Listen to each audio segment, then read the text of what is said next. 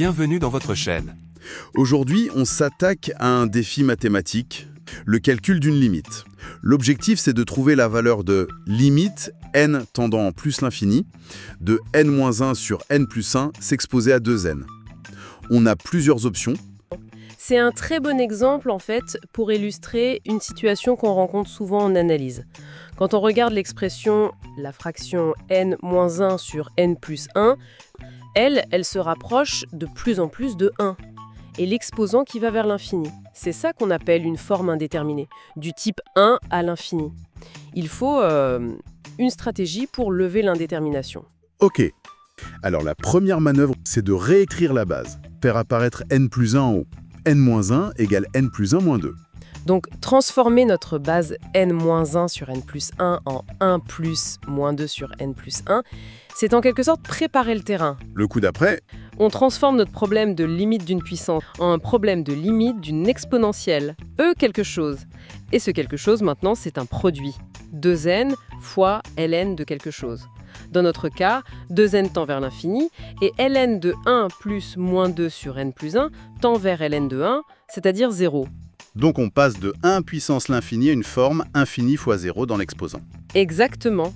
Et cette forme produit infini fois 0, elle est souvent plus facile à analyser que la forme puissance initiale. En espérant que ce soit plus simple, malin. Dans l'exposant, ça me semble être le cœur de l'astuce. 2n log 1 plus moins 2 sur n plus 1. On a multiplié et divisé par le même terme, moins 2 sur n plus 1. Ça ne change pas la valeur. Le ln de 1 plus la moins 2 sur n plus 1 divisé par la moins 2 sur n plus 1. Si on pose x égale la moins 2 sur n plus 1, Oui, quand n tend vers plus l'infini, que fait x? il tend vers 0. Vers 0. Donc notre expression devient ln de 1 plus x sur x. C'est une des limites les plus fondamentales qu'on apprend. Elle vaut 1. Ah, d'accord. Mais il reste l'autre facteur. On peut le réécrire un peu, ça fait moins 4n sur n plus 1.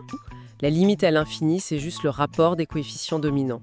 Ici, c'est moins 4n sur n, donc le rapport est moins 4. Notre limite initiale, i, et pour une fonction continue, la limite de la fonction, c'est la fonction de la limite.